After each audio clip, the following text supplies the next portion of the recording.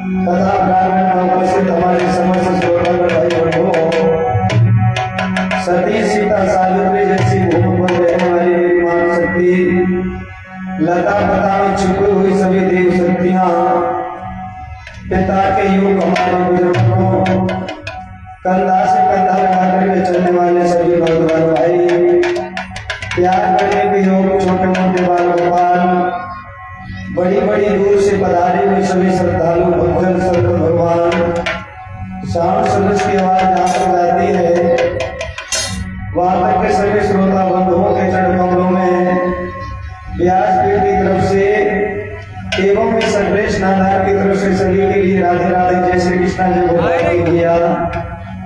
आइए दो शब्द बोलते हैं परमपिता परमात्मा के श्री चरण कमलों में, आगे बढ़ता हूँ भगवान की हरि कथा में।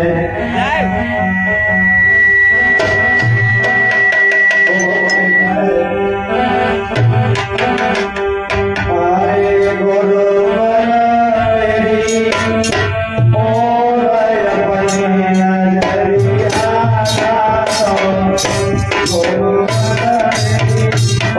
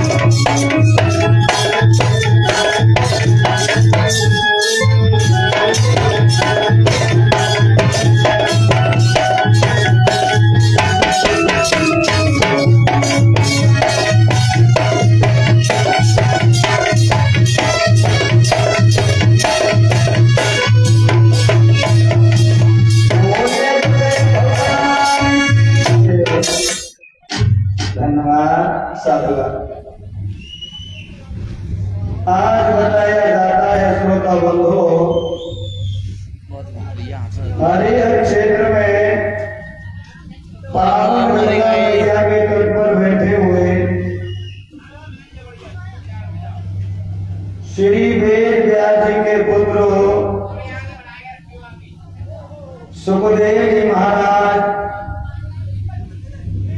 अभिमन्यु पुत्र महाराज परीक्षण के लिए भगवान की कथा का पारायण करा रहे हैं। समझाते हुए कहने लगे, हे राजनों, आज आपको भगवान की कथा को सुनते सुनते 5वां दिवस है। राजा परीक्षित आपके लिए उत्तर चक्का है वो नहीं, उत्तर चक्का सामने दिन जिनका होकर बचेगा।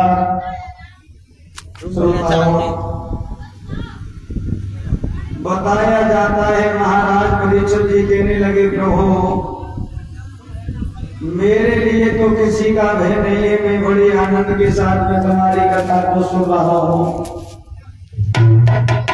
एक बात का ध्यान रखना भक्तों, महाराज परीक्षित जी को 7 दिन का श्राप लगा हुआ है, लेकिन अगर ज्ञान की दृष्टि से देखा जाए, सोचा जाए तो 7 दिन का श्राप हमें तो नहीं लगा हुआ है, क्योंकि 7 ही दिन में हमारा तुम्हारा जन्म होता है। इन 7 दिनों में ही पालन पोषण होता है और इन 7 दिनों में ही हमारी शादी हो जाती है। 7 दिनों में फिर हमारे तुम्हारे बच्चे हो जाते हैं। देखना 7 दिनों के अंदर ही बताया जाता है। हम तो अपने बच्चों को पढ़ाते लिखाते और 7 दिन के बाद तुम भी अपने बच्चों की शादी कर लेते हो। 7 दिन के बाद बचपन चला जाता है भैया, जवानी आ जाती है। इन 7 दिनों में ही जवानी भाग जाती है, बुढ़ापा आ जाता है और 7 दिन में ही बुढ़ापा चला जाता है, मौत आ जाती है।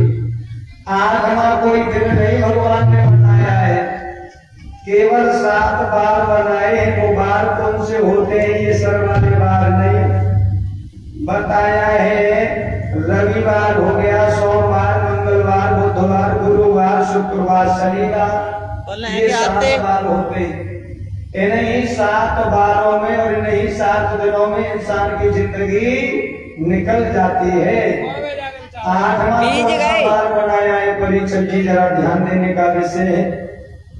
7 बार तो सब जानते हैं, 8वां बार एक और बनाया जिसे कहते हैं परिवार। उस परिवार के चक्कर में हम और तो पड़े रहते हैं भैया, और बताया जाता है जीवन निकल जाता है। परीक्षित महाराज पद्मासन लगा करके बैठ गए हैं, भगवान की कथा का पारायण कर रहे हैं। समझाते हुए कहने लगे हैं, हे राजन परीक्षित, ध्यान मगन होकर के भगवान की कथा को सुने जिससे आपका उद्धार हो जाए। भाइयों, सुखदेव जी महाराज भगवान की कथा को सुना रहे हैं। वो अभिमन्यु पुत्र महाराज परीक्षित भगवान की कथा को सुन रहे हैं। बताया जाता है कल के समय आप लोगों ने बड़ा मार्मिक कथा का प्रसंग श्रवण किया है, राजा हरिचंद्र के बारे में। देखिए वो कथा हमें तुम्हें सीख देती है, शिक्षा देती है कि राजा हरिचंद्र एक दिन इतना बड़ा दानी था और ऐसा राजा था, माल खजाने की किसी बात की कमी नहीं थी। और एक दिन राजा हरिचंद्र में समय के अनुसार ऐसा समय आ गया, वो राजा हरिचंद्र राजा से हरिया बन गया, हरिया से मरघटिया बन गया और मरघट में पैरा दे रहा है। ये समय की बात है। ये कथा तुम्हें शिक्षा दे रही है, अगर तुम्हारे जीवन में परीक्षित जी दुख आ जाए या समय बदलाव ले जाए तो हमें तुम्हें घबराना नहीं चाहिए। साल में ऋतु चेंज होती है, कभी तो गर्मी ऋतु आ जाती है, तो कभी बताया जाता है वर्षा ऋतु आ जाती है, कभी सर्दी ऋतु आ जाती है। ऐसे ही इंसान के जीवन में समय बदलता रहता है। जैसे मान लीजिए कभी इंसान को पंखा से इतना प्यार हो जाता है, बहुत बड़ा, पंखा को छोड़े नहीं बनता। अगर एक तार उसका कट जाए या फूट जाए तो तुरंत नया तार लगा देता है। गर्मी बहुत पड़ रही है भैया, पंखा चालू करा लो। और समय आ जाए, उस समय इंसान गर्मी में रजाई को नहीं पूछता है कि अब रजाई कहाँ रखी है, चाहे चूहा काट चाहे कोई काट जाए। अब देखिए देखता है इंसान का छाता कैसा है हमारा, और जब देखना अच्छा जब वर्षा ऋतु चली जाती है ना और फिर आ जाती है सर्दी जिसे बोलते हैं जाड़े, और जब सर्दी आ जाती है तो फिर इंसान पंखा को नहीं पूछता है कि अब पंखा फूका है या सही है या कैसा है। फिर तो ये देखता है रजाई कैसी है, कहीं चूहा ने तो नहीं काट दी है, तो नया खोल लेकर के आते चढ़वा देते हैं साथ। ये कथा सीख दे रही है ऐसे ही तुम्हारे जीवन में बदलाव आता रहता है। सदारे देना रहत न एक समान, भैया यानी एक समान दिन मानव के नहीं गुजरते। कभी भूख है तो भोजन नहीं है और भोजन है तो भूख नहीं है, ऐसा भी समय आ जाता है। देखा होगा कभी इंसान का इतना सम्मान, बहुत सम्मान, और कभी कभार ऐसा दिन आ जाता है कि वो इंसान सम्मान को ही देखता है। किसी का सम्मान हो रहा है तो वो सम्मान से दुखी, और किसी का सम्मान नहीं हो रहा, वो जायवाद से दुखी, कोई हमसे राम राम भी नहीं करता। देखना लोगों, समय समय की बात समय को परखे ज्ञानी, समय पे निकले धूप समय पे बरसे पानी। भैया सब समय समय की बात, कबहू बेटी बाप के और कबहू पिया के साथ, ये समय का खेल है लोगों, जानते हो ना। ये कथा सीख दे रही है हरिचंद्र की कि हमें तुम्हें कभी घबराना नहीं चाहिए, माताओं के लिए अपने पति का साथ निभाना चाहिए। अब देखिए, पहले की तारा ऐसी हो गई कि खुद बिक गई और बेटा को बिकवा दिया, लेकिन धर्म को नहीं जाने दिया। अच्छा, आज के युग में कोई कलयुग की तारा होती और कोई संत भगवान कह देता कि चलो तुम बिक जाओ, अपनी पत्नी को बेच दो, बेटा को बेच दो। अच्छा, इंसान बिकने को तैयार हुए जावे और देवी के सामने जातो ना के तो देवी जी तुम बिकने को चलो हमारे साथ। सोई घुर्रा के कहती ऊपर से तो गिर जाए वो महात्मा का कुआ में, और ताके बाद गिर जाइए तुम, लेकिन हम बिकने वाली नाए, ध्यान रखना भक्तों। लेकिन धर्म नहीं है तो कुछ नहीं है, विद्वानों ने लिखा है, आइए समझाता हूं संक्षेप में ही।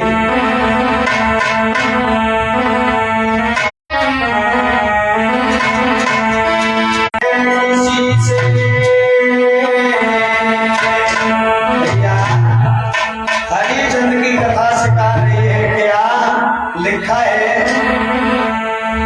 आरे धर्म करे नासी से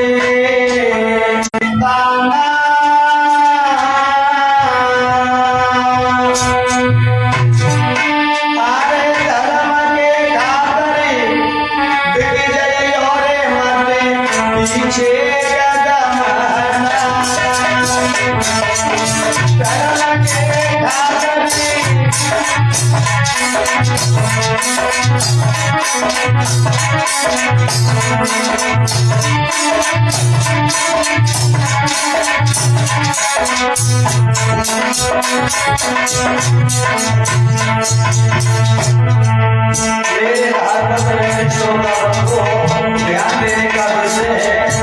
लिखा है विद्वानों ने, धर्म करे ना करे किसी से ना पीछे पछताना, धर्म के खातिर किसी को मत पीछे कदम हटाना। और बताया, सारे धर्म के खातिर राजा हरिचंद्र भरो में पानी,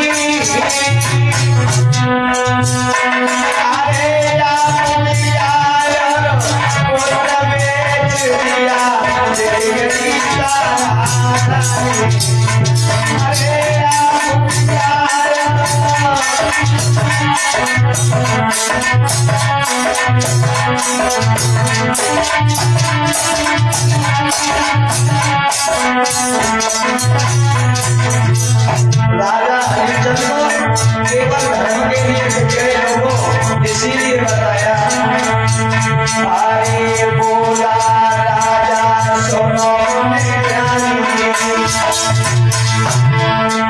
अपना कर्ज चुकाना, सारे धर्म के खातिर मर गई और मर पीछे कदम हटाना, धर्म के खातिर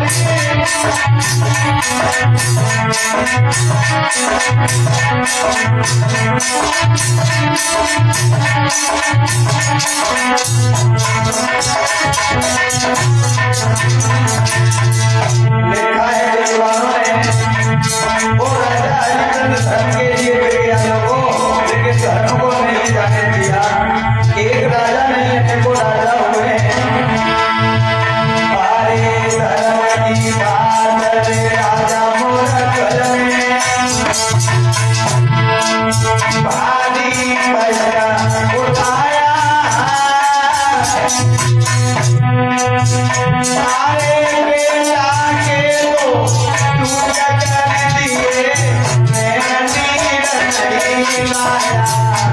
बेटा के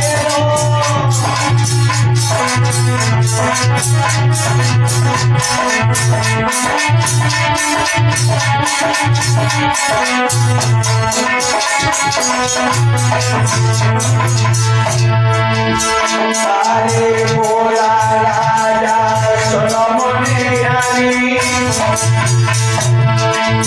अपना सिंह विमाना सारे धर्म के खातर मर गई और मरे पीछे कदम हटाना